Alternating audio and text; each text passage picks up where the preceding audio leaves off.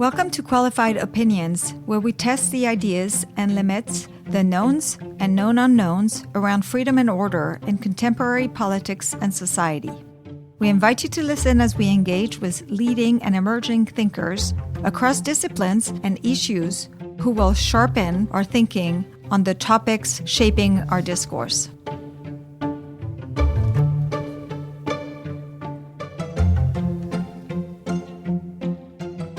Welcome back. Today we're diving into the most pressing economic debates of our time, the future of free markets in America.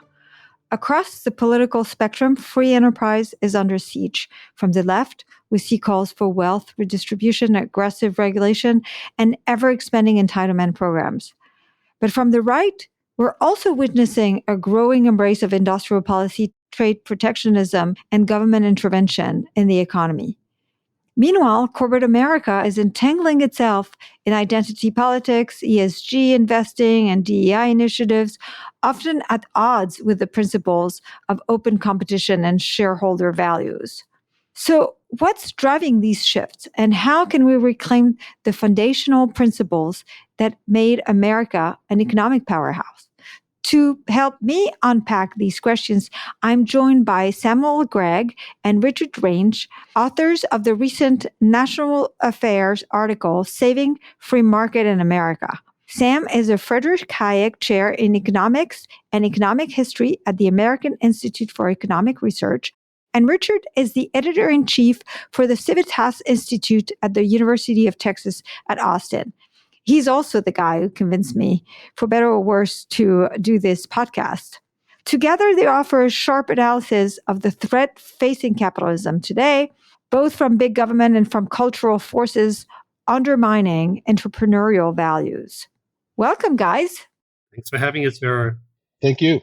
You're welcome. So you wrote a really interesting article that starts by stating that America's free markets are under siege from interventionist proposal on both the right and the left, coupled with threat from identity politics and such.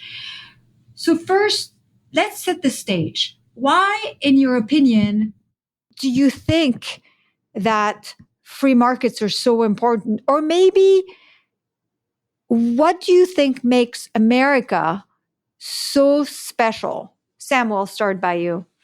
Well, I've always viewed free markets as being one of the features of any society that considers itself to be civilized. And by that I mean a society in which freedom is allowed to prevail in the economic realm, which has lots of very important side effects for political liberty, for civil liberty, and even some respects for religious liberty as well. And if a civilized society is characterized by freedom, that's important. And when you take away economic freedom, when you take away free markets and all the habits and institutions that underlie them, then societies become, I think, far less civilized. They become dominated by egalitarian notions. They become dominated by the heavy hand of intervention in the state. And once you corrode freedom in one area, as important as economic freedom, which embraces things ranging from entrepreneurship to private property arrangements, it becomes difficult to sustain a free society more generally. So my argument for these things is it's not just about the material prosperity that are delivered by markets. It's the significance of markets for a free society as a whole. And I think that's why America's founders took economic freedom so seriously when they were thinking about the type of constitutional design for the new American Republic. Yeah, I'm going to be a broken record, but actually I think that something that is really criminally underrated by economists who talk about economic growth is actually the ethical side of growth. And that's precisely that when you don't have economic growth, or even when economic growth slows down, it doesn't just affect our ability to produce wealth and hence to lift all boats, but it actually really erodes our sense of morality. It creates more intolerance, and it really damages more than the economic spheres. So to you, Richard, Can you summarize the most serious challenges that free markets are facing right now on both sides, I guess, of the political spectrum? Yeah, and I think just to answer your question, if we just start from the beginning of the United States with the Declaration of Independence, the idea of the pursuit of happiness, part of the idea of the pursuit of happiness is to pursue virtue, to pursue human flourishing, embedded in human nature, and embedded in an understanding of logic and reason, and truth exists and we can know it and we know how to act. But that pursuit can be impeded substantially by arbitrary and capricious government. And that's what they're articulating in the Declaration of Independence, that their pursuit is now being impeded by government actions that are uncontrollable, unpredictable, and reversing also sort of the history of ordered liberty that they have practiced in North America, and which are also part of the English tradition. And I think similarly now, if you think about it, economic liberty is becoming to be seen as something almost like a luxury good, or something not really necessary, or not to be considered a first import. And this is also becoming true for a lot of conservatives. Why? Because of arbitrary government, because of bad government, because of ideological notions infecting a lot of institutions where they shouldn't be. And things are sort of, people feel under threat. People feel as if education, you can't trust that. You can't trust large corporations. You can't trust the government. And so what do you do? And maybe what you need is something really strong to batter these things, or to break them up and sort of reforge trust. And so economic liberty at this point, I think, has to be seen as part of a whole, as part of a matrix of goods that are uniquely a part of our history and part of our American practice. And so when you have things like DEI, which I think the Trump administration is pushing against that through executive orders, a lot of state governments are, a lot of corporations are indicating a willingness to either throw those programs overboard or to sort of put them on the margins or sideline them. These are all good things. Similar with ESG, another process where private investors, smaller investors, deliberately in many cases being given smaller returns on their money through this sort of anti-market intervention that was sold to people as something, it's for our own good or for greater global goods, things like this. So as those sorts of ideological interventions happen, I think people start to wonder, what's going on here, and how do we bring the government in to reforge economic liberty, which may very well be needed. But also it's sort of like, gosh, we don't really know what to do. And so it also becomes sort of like a marginal question. And I think, the article that Sam and I wrote for National Affairs, we were trying to re-articulate the overall position of economic liberty and how it helps people flourish, and why both right and left should protect it, even though now we see the dual threats. But so what's interesting is there's kind of a conflict here, because obviously the enormous growth of government has taken place while America has still managed to keep a lot of its vitality and the benefit of a market economy, right? But there's been a shift in recent years that has actually kind of projected us like above, the tip of whatever Laffer curve we were on. And it seems now that we're not, the markets have been at risk for a long time, right? I mean, this growth of government started a long time ago. Some people argue like 100 years ago, others they'll date it, in the 60s. Like, I mean, they've been at risk for a long time, and there's been an acceleration. But it seems that right now we're at a point, at a juncture where something else is happening. There's kind of, maybe it's because we've reached a critical mass of government intervention where it really drags down even the most vibrant economy. But how do you kind of resolve this tension? Well, one way to think about this is to think about the degree to which the state has supplanted both the market economy, but also what we call in our article, it's not hardly unique to us, it's been used by lots of other people, what you might call civil society. Those free associations that exist between families and the state that are so important in providing people with avenues to pursue all sorts of good activities that contribute to their happiness, the happiness of those around them, and which in many respects enable, in this case, Americans in particular, to come to the assistance of their fellow human beings without all the accoutrements and problems that are associated with state intervention.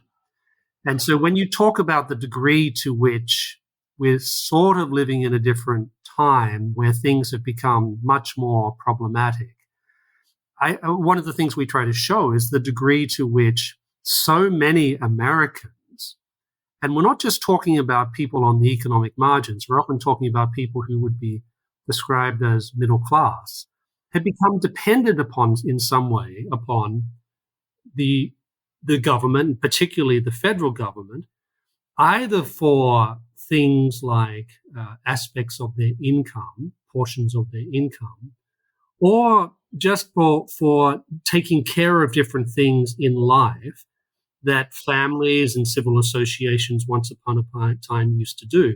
Now, this is not a new problem. It's been really accelerating, I would argue, since the 1910s. You can even go back further to Bismarck's Germany, which is when the first welfare state was really established.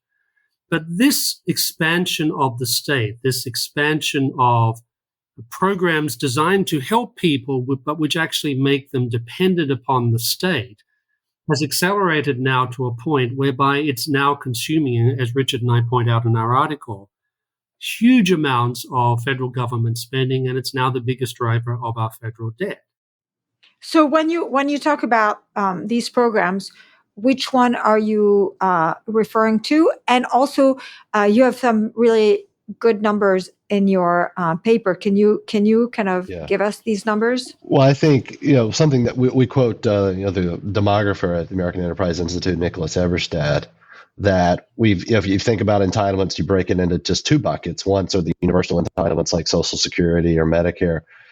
The growth in entitlement spending in this country is not that. I mean, it is that, but it's also means tested entitlements, and that's where you see something like 35 to 40% of Americans living in households receiving, one form of a means tested entitlement. And kind of the question that it comes to mind is, the great American idea, I think, is you stand on your own 2 feet, and you live your life through your labor, through your community, through your family, and the idea of not being able to do that unless you're getting various federal funds or coming through a state federal match or something like that, and an entitlement and all kinds of entitlements that come into people's hands seems to corrode the very idea that people are the sort of author of their destiny. And it produces, as the great late Senator Daniel Patrick Moynihan said, it's not just the cost, it's what it does to character, it's what it does to mores of the recipients of these funds. And that seems to be where we're going, even though I think now overall entitlement spending is like 70% of the federal budget, and it's an untenable position. And yet it's hard to even have that conversation in our politics about, well, what might we reduce it to, or how might we limit that spending? Well, so the driver of our future debt are clearly programs like Medicare, Medicaid, and Social Security. Medicaid being the only one that is means tested, but it is true that the growth of a means tested program it's been amazing. And in the last 4 years, I mean, that these programs are literally exploded since the beginning of COVID, where like food stamps has exploded, and many other of these programs with detrimental problems. But so let's talk about what are the moral and cultural values that free market economies depend on.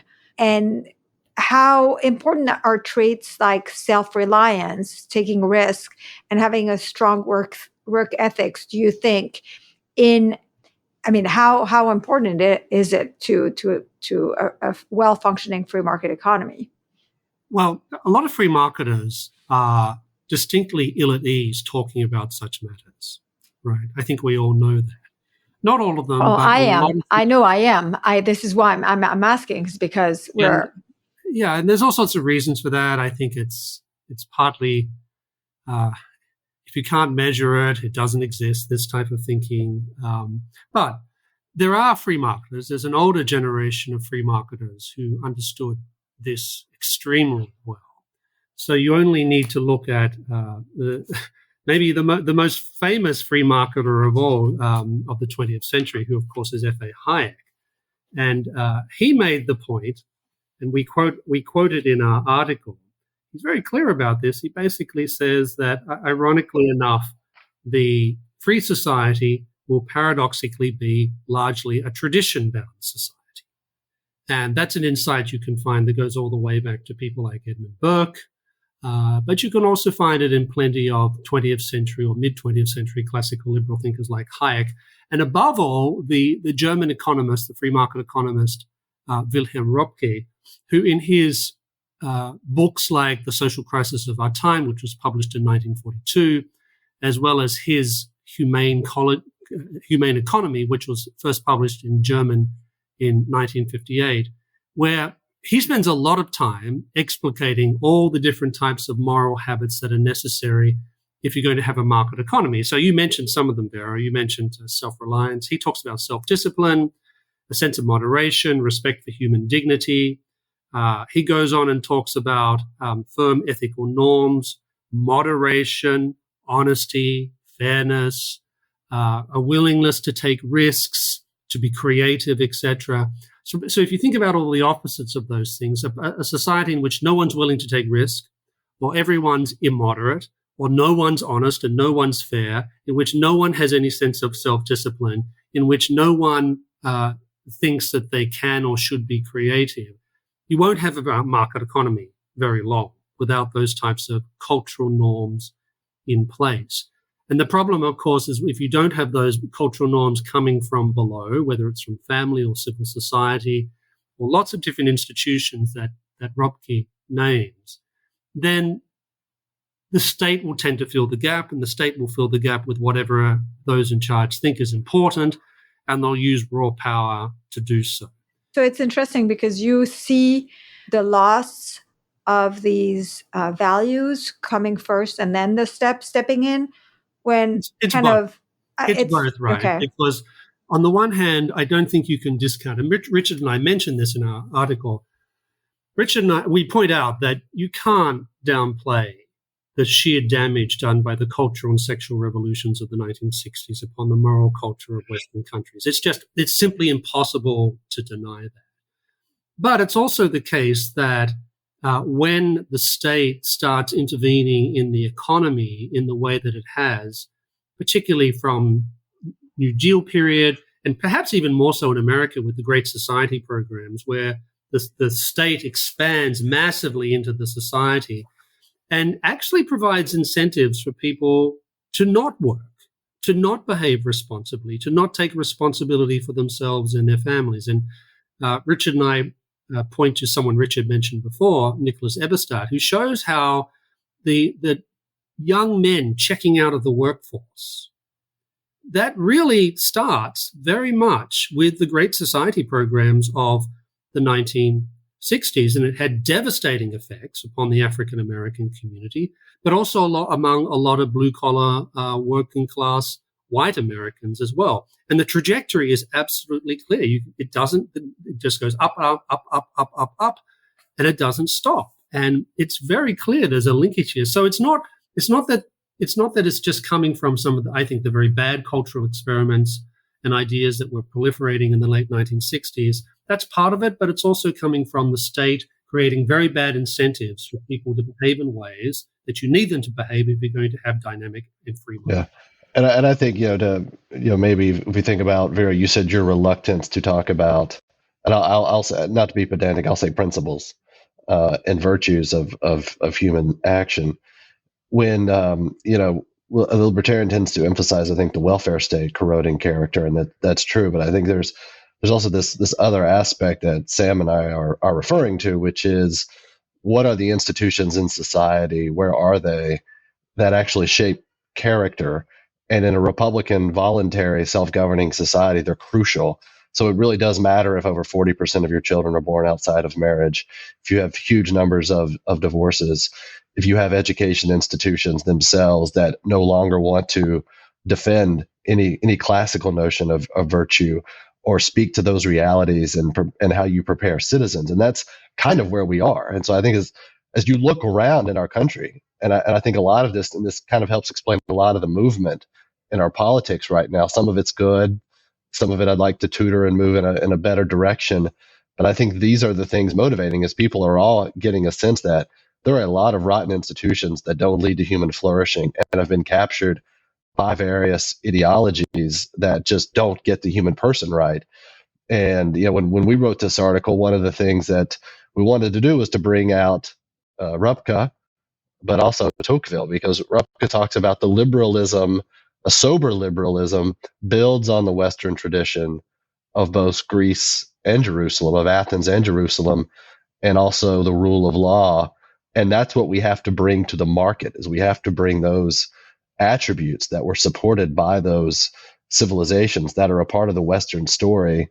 And so this can't just be individualism or individual liberty or something like an understanding of business as, well, all I'm doing is, we seek a profit, obviously, but not understanding how pursuit of business, the pursuit of profit, actually leads to human flourishing itself in cooperation with others. And so if you don't think that, then you get, like, what do you say to the ESG movement, or what do you say to identity politics breaking into companies and things like that? So you note in your article that as more American never experience what it means to work and let alone start a business, we shouldn't be surprised basically at their indifference towards market and openness to the siren songs of collectivism and tribalism on the left and on the right. So can you elaborate on this point? Because I think it's important. How does firsthand experience with work and entrepreneurship shape someone's attitudes towards capitalism, and what are the dangers if a growing number of people, like any direct stake or understanding of the free market system, or even like I guess we can say this also for people who don't pay taxes, right? So work, like any other form of human action, has two effects. One is the effect upon the world around us. When we work, we literally shape things around us, whether it's ideas, whether it's material objects, etc. But when we work, we also shape ourselves. We also cause things to happen to us in terms of our habits, in terms of the way that we start to understand the functioning of the world around us and how we view other people. And we can see this very clearly when we look at people who choose actively not to work. It means that a set of moral assumptions and expectations start to take root in them that are very hard to eradicate without radical change in the way that people behave. And so when people work, I think they start to understand that they have capacities, that they can do things in some ways better than other people, that it provides them with an opportunity to take a certain degree of mastery over themselves. So when you eliminate work, all those things start to disappear, all those types of habits, good habits, those good virtues that you can develop, the possibility of that starts to radically diminish. So that's an example, I think, of just how important work is for obviously the economy and things like material prosperity. But a society in which people don't work very quickly becomes a demoralized society. The most radical example of this is, of course, the communist bloc, particularly in places like Russia and Eastern Europe during the Cold War. What was the saying in places like Poland? We pretend to work and they pretend to pay us. Right? So in other words, lies about the human condition start to become very, very prevalent when you deny that human beings are, unlike any other creature in the world, we're designed to work. No other creature is. Other creatures basically exist and survive by instinct. Dogs and cats, for that matter, don't sit down and say, okay, I'm going to plan out a particular course of action. I'm going to do this, and these are the ways I need to allocate resources. No, they don't do that. They just do everything by instinct. We have to work if we're going to be distinctly human. And when we stop working, or when we disdain work, or a situation where we're perfectly able and mentally able as well, and we give up on work, that has seriously dehumanizing effects upon us and those in whom we're in relationships with. I think about sort of the sort of tough-minded critique that we deliver in the article. If you dismiss that critique, but you actually want to build a traditional society, you start to move also in another direction where you don't properly value work, but you see work as only related to producing a given set of social outcomes. You get sort of the grievance politics that we see from the right, where we're going to actually use the government to create jobs, to create neighborhoods, to create families that we judge good for the overall health of the country. Instead of understanding that it's, there's a process of freedom, collaboration, initiative, investment, work, risk taking. That's what creates wealth. That's what creates the opportunity for neighborhood and community. And so it's kind of like you get it backwards, and then you get this critique wrong, and then we're going to get a distorted political economy. And I think that's sort of the question hovering over us right now. Yeah, I mean, it's right that on the new right, you have a recognition about the importance of work. And in fact, a lot of their problem is basically their starting point is the same as yours, which is like, noticing a lot of men are not working. A lot of men have fallen out of the workforce. They don't talk about the fact that dependency can create a real problem and be a disincentive to work. But their starting point is the same as yours. And their answer is like government should be actually forcing top down a return of these men to work with various policies like tariffs and such, but also paired with kind of a traditional family-oriented type of structure. Yeah. And that's now very explicit. The idea of a single income family structure has become part of the new right's goal. This is in Kevin Roberts' new book, The President of the Heritage Foundation. He says this explicitly. I would go even further and say that some of them think that it should only be the man working. Oh, yeah, that's the tacit premise. Absolutely clear, right? Yeah, Now, you can have arguments about gender roles and things like that, but it seems to me that if women want to work and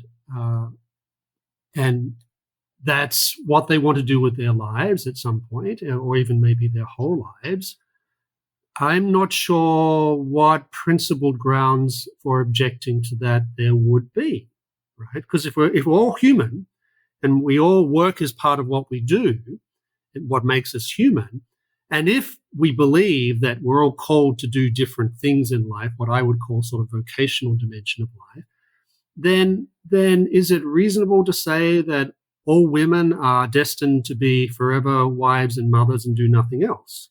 I don't find that convincing at all.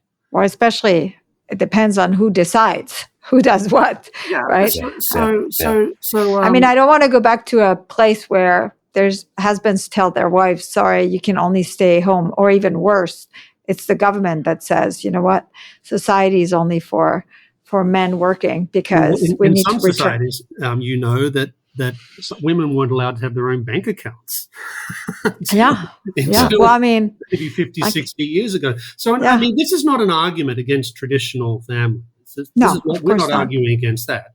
It's always who makes the decision that matters. Yeah, it's right? that, and it's also that people have got to have the freedom to work out the best arrangements for themselves in these sorts of conditions. And it might be the case that maybe the woman is the person that's going to take the lead when it comes to an income. And I'm very suspicious of government programs that try and push people down particular paths in this regard. But I think that having those positions is completely consistent with saying, look, I do think that family is important, that men and women are different but complementary, and that's important for raising children. None of that is incompatible with saying that the man and the woman the spouses can work out what they want to do in this regard. I think that's part of living in a free society, and it also puts the onus on people to make good decisions about these things. This is one of these weird areas where the right and the left have adopted like the same theory. In fact, kind of like if you listen to Tucker Carlson talking about the curse basically of the two income families, it's like straight out of Senator Warren's speech, also about the fact that, like when the imperative of capitalism has driven women to work, then they've caused all these problems by, no talks about increasing supply of work and all that it does, but only increasing demand for goods and making things more expensive. And then as a result, basically there was no choice. And basically those guys are saying the same thing on the right and on the left. And of course, their solutions are pretty much the same, which is one of the things that you point out in your article. And this is, also sort of just an empirical question. Did we go through a period in this country, or are we going through a period of supply side job shock? That is to say, there are a lot of people, and particularly young men, who want to work, and the jobs just aren't there. And I don't think that's true. We had a financial crisis. We had a bad couple of years in this country, in part because of how we chose to respond to that financial crisis.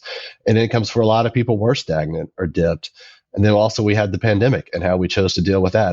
There was an economic fallout there. But if we think about the jobs that we traditionally associate with men or young men, Nicholas Eberstadt again points this out: manufacturing, construction, mining. They're begging for workers, and they really aren't there. And my sense is part of it is, there's also this. It seems to be not a coincidence. There's also a huge number of people on disability, and sort of like, and then you look at what are the number one and number two reasons for people getting on disability: backaches and depression. So you're kind of sore and you don't feel well, so you go on disability. And that all of that kind of harkens back to these sort of, what are the sturdy virtues of living in a free society where you are responsible for taking care of yourself and for taking care of your family. And that's where we're lacking. But of course, what we're being told is we're going to force an economy through industrial policy, through tariffs, through various kinds of mechanisms to create an economy that we want, that's kind of really going to be frozen in amber, and is ignoring also, as Sam has written about, ignoring sort of the realities of the manufacturing industry in America, which is incredibly productive but incredibly high tech. It's not Lenny and Squiggy at the beer bottle manufacturing center. I mean, what you just said about disability is important, and I think it's kind of worth reminding people. So when you look at the decline in labor force participation for men, you see that a vast majority of men that have exited the labor force is because they're on disability. And you would think, well, if these guys can't work, right, even though a vast majority now of jobs are actually not that demanding physically, right? We're like mostly a service industry, but let's say they're still demanding jobs. But if these guys are, but as you said, like disability, when you look at the rise in disability spending, what's amazing is to see the enormous jump in disability, Social Security disability spending once they changed the eligibility standard towards accepting, basically swearing like back pain and mental and depression, basically, or mental, unease, or however you want to call this. And it just, and all of this is it's tied together. This is why I was asking you, Sam. It's like that you see. I tend to see from my perspective, like when I look at this, I'm kind of like, well, the government created the condition for people to stop working. Maybe people who didn't want to work, right? But to stop working. And then that had really devastating impact on American society writ large, because then these men, who who don't work, they're less attractive to get married as partners and all of this. But I take your point that there is a whole moral and principle aspect that is at play. And I think a lot of thinkers now are really thinking about this. It's kind of interesting to see that Jonathan Rauch and Ross Douthat both have books out talking about how religion is important. And so that's what I wanted to ask you is what are the roles of, so civil society is important, right? It's like, so you have people not working and not getting shaped by work and not being shaped by basically the constraint of fitting in. But then there's the civil society that have actually kind of was playing a big role in the past, and that's not happening. So can you guys talk about that aspect? So the first thing I'll say is that, again, this is something that classical liberal thinkers in the past, particularly in the mid-20th century, thought a lot about. I think some of you both probably remember that at the end of The Fatal Conceit, Hayek talks about the importance of religion. He doesn't talk about which religion, but he talks about religion as being incredibly important as a conveyor of civilization. I think it's pretty clear he has in mind Christianity. But Robke, who was a believing Christian, talks very explicitly about the role that religion plays in creating and enforcing norms of behavior that encourage you to behave virtuously, discourage you from vice, but also encourage you to voluntarily reach out to your fellow human beings to help them when they're in need, but not to turn them into dependence upon you or anyone else. And in this regard, both Hayek and Robke drew a lot on Alexis de Tocqueville and his observations of America when he came here in the 1830s. And he pointed out, he said, what you notice about America is the comparative absence of government from the social landscape.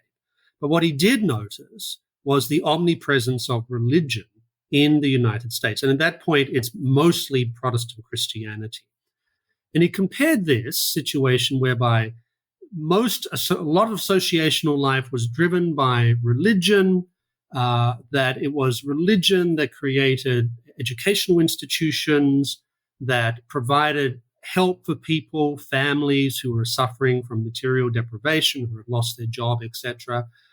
But also those people who practiced religion saw no conflict between their embrace of Christian faith, as it was in the 1830s in America. They saw no conflict between this and an embrace of liberty, which Tocqueville immediately noticed was the exact opposite of his native France, where the forces of religion and the forces of liberty were in dire conflict and had been since the passing of the Civil Constitution in the 1790s. And it's not a coincidence that at the first Mont Pelerin Society meeting, Hayek talked very explicitly about the need to reconcile what he called liberalism with Christianity. And interestingly enough, he was particularly interested in the Catholic Church in that regard. And then you see others like Wilhelm Röpke and other mid-century classical liberal thinkers like Walter Eucken talking very explicitly about the importance of organized religion for a free society.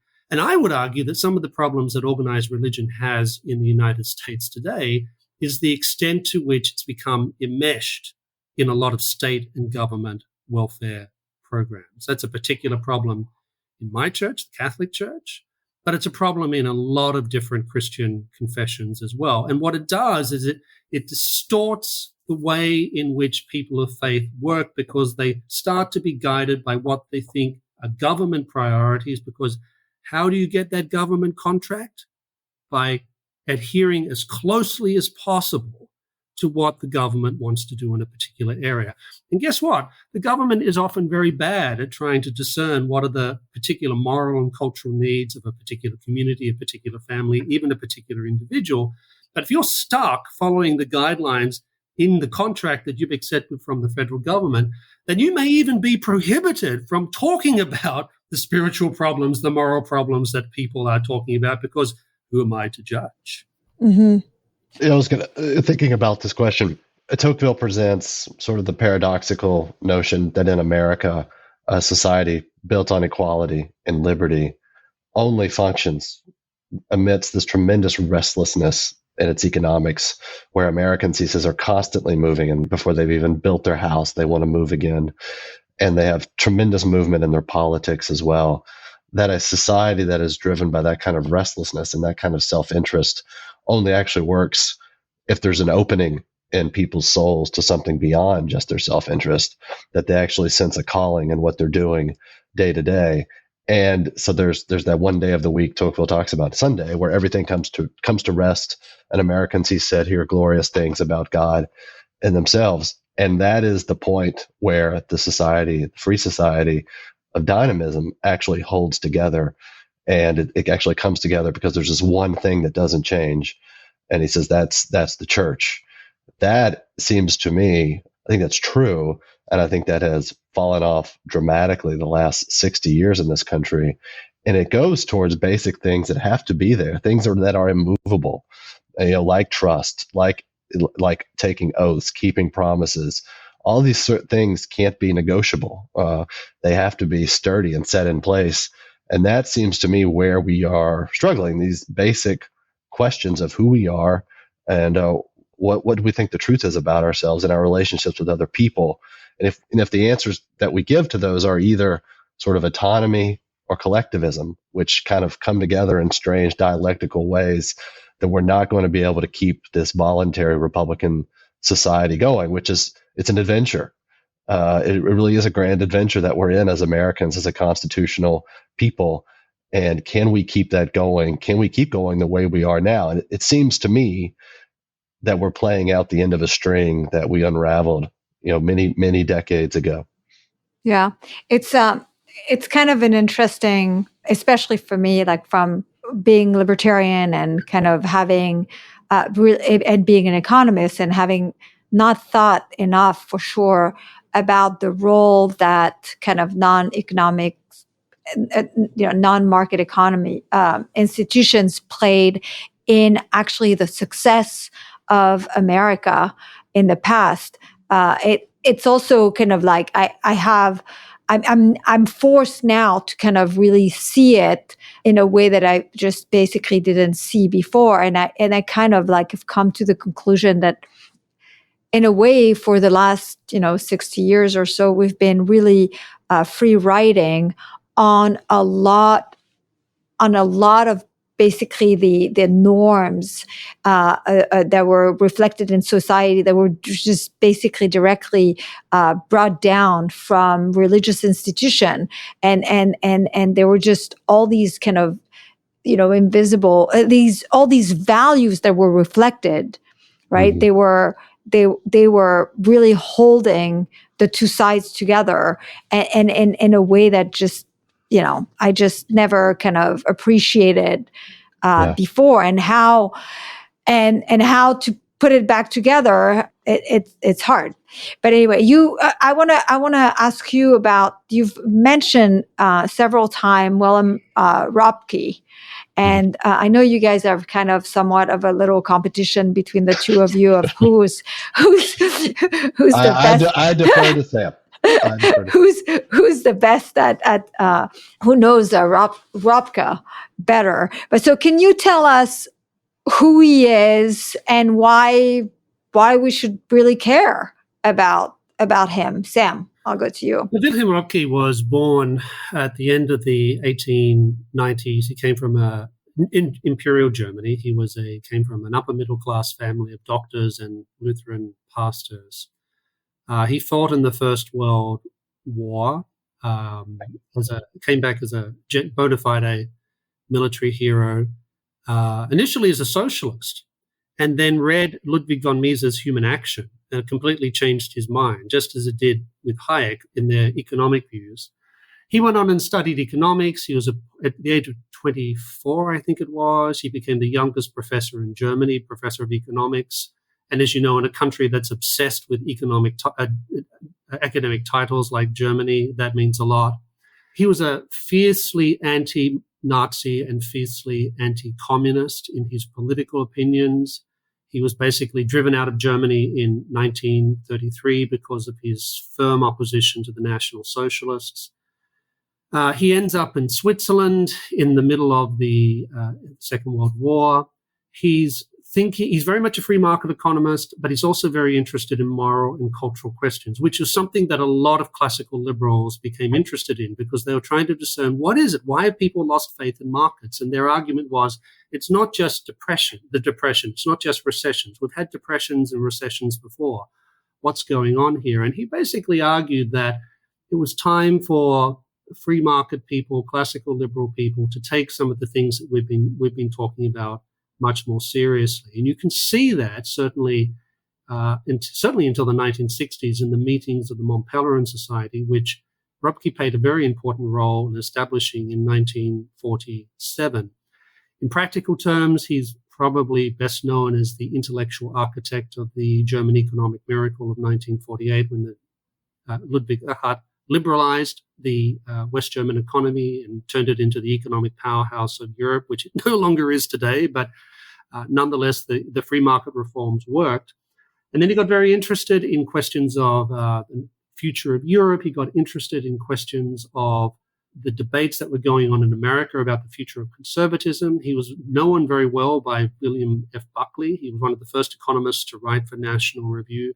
He had this great prestige because he was seen as one of these few people who had stood up to the Nazis, who was very anti-communist, and also had credibility as a bona fide economic reformer who had more or less helped us successfully liberalize an economy that had been destroyed.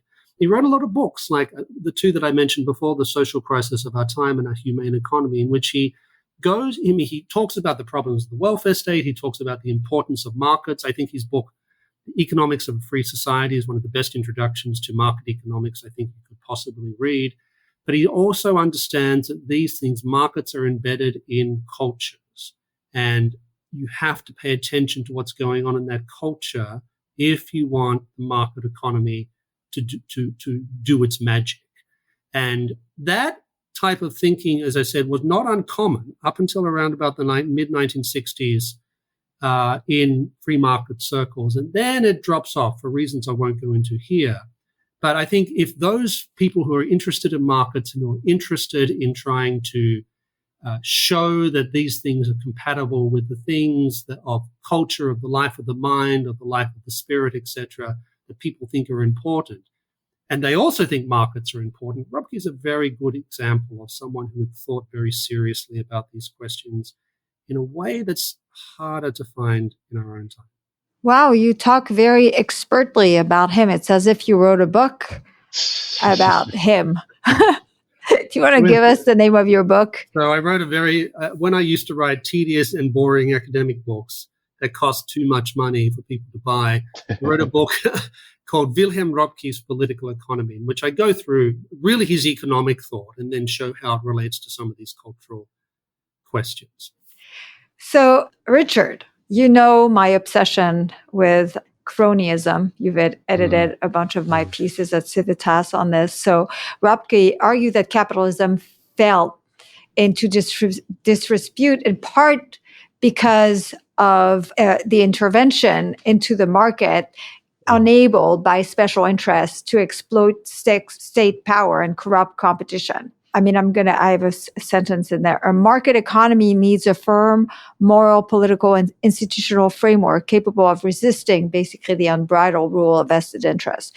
So how does this apply, in your opinion, to the United States? And do we like the kind of legal and institutional safeguards that prevent powerful interests from gaming the system, like Röpke warned us about? Another part of Röpke's learning is law, and I mean, this is a part of his corpus, and he really looks back. I mean, he looks at the Nazi state, which is a cronyist state in terms of the industries that it favors and those that it eliminates. But Röpke stressed German law had favored large industrial concerns and landed interest, going back to Bismarck's period of rule in Germany, going forward through most of its history. So it had become very comfortable with devaluing a sort of entrepreneurial capitalism, we might say, with devaluing sort of the idea that the economy is about people and freedom and their interventions for themselves and for the products and services they want to offer, in favor of large concerns and the type of politics that would breed. And so that's a type of political choice, he stresses, that was made in Germany, and that doesn't cause Nazism, obviously, but the Nazi government is able to build on that. And this, he stresses, this is in German law. German court decisions have actually put businesses as a higher legal principle than the human person when it comes to economic regulation. So when we ask ourselves going forward, why does crony capitalism matter? It's not for nothing that those of us, that Sam and I argue with, want to stress that we're overly critical of crony capitalism, I think, precisely because it really doesn't exist. We're always making choices in political economy about what we're going to favor, they say, and what we should favor are certain sectors of the economy that we think are needed now at this time. And we don't need a different sort of a deregulated, free and open dynamic economy. And that's sort of a question. That's a virtue. That's a principles question of how do you want to live? How do you want to be governed, and what do you make of economic growth and economic initiative and the changes that it brings about? So Rupke clearly understands this, and this sort of fits in with the whole idea of economics. But not stressing that economics is everything, but economics has to be placed within a moral case for the human person and for freedom and virtue, and how it helps fulfill those things. And I think it's not for nothing. Rupke is really known. He emerges in National Review to American conservatives, but also through, Russell Kirk had a strong affinity for Wilhelm Rupke. I think Rupke had a falling out at the Mont Pelerin Society. I could be wrong, over kind of this debate that we're discussing here today. Mm-hmm. And it's this sort of what I think Rupke brings about is he's really a perfect embodiment of fusion, as American conservatives would call it, in the sense of he is trying to fit together all of these sorts of things, which we're told are at odds, but he wants to combine them in a harmonious way that leads to overall flourishing for the person and for a limited government. Yeah. So Sam, you and I often joke that, like, it's not funny, but we still often joke about the fact that we're really at a very crucial moment it seems, in the history of the United States, especially because kind of roughly our side, the conservative, what used to be the conservative free market side, is like really kind of going through an enormous transformation. And that actually people who agree with us that this is a risk are kind of comforting themselves that this is not really happening. It's still fringe. It's still, in the end, we're still winning. We're still winning, and we should continue doing everything the way we've been doing it, because look, not everyone agrees that protectionism is great. Not everyone agrees that all immigrants should be kicked out. Not everyone believes that the government should be, intervening in our lives everywhere. So, what do you think needs to happen for? So what is actually the risk that we face? And if anything, what do you think our movement should actually really do to face this moment? So I have noticed over the past few months that we hear this refrain from some free market people that actually we're winning, right? So Doge is going ahead and other such things that the political right has wanted to see happen for a long period of time. And, that's true. There are some good things that are happening. There are also some things that are happening which are not so good, though, for example. So I can't think, for example, of anyone in the US Senate, apart from maybe Rand Paul, who I would describe as a principled free trader. That's a big change. Yeah. I also think that more broadly speaking, that what Hayek called the climate of opinion. So the climate of opinion is not what a majority of opinion. It's not sort of what the majority of people think about tariffs or trade or whatever it happens to be. The climate of opinion is the parameters in which things are discussed and in which you can arrive at different conclusions. And the climate of opinion right now is definitely not on the free market side of things. The people on the other side of the debate, whether they're economic nationalists on the right or interventionists on the left, they dominate the climate of opinion right now. So we are not winning.